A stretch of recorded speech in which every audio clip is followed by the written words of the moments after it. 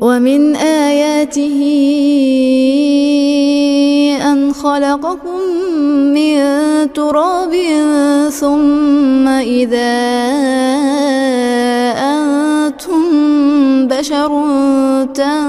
تنتشرون ومن آياته أن خلق لكم من أنفسكم أزواجا لتسكنوا إليها وجعل بينكم مودة ورحمة إن في ذلك لآيات لقوم يتفكرون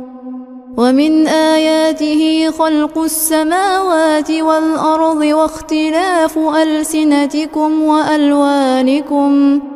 إن في ذلك لآيات للعالمين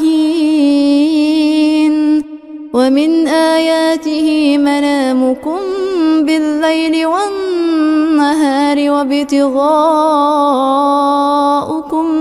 من فضله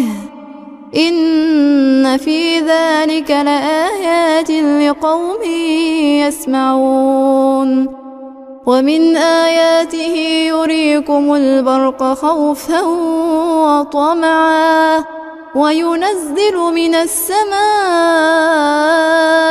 ماء فيحيي به الأرض بعد موتها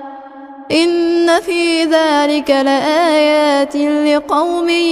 يعقلون ومن آياته أن تقوم السماء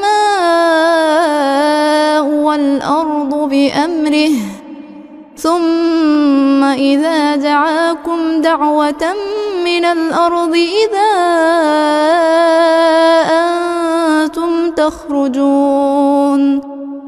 وله من في السماوات والأرض كل له قانتون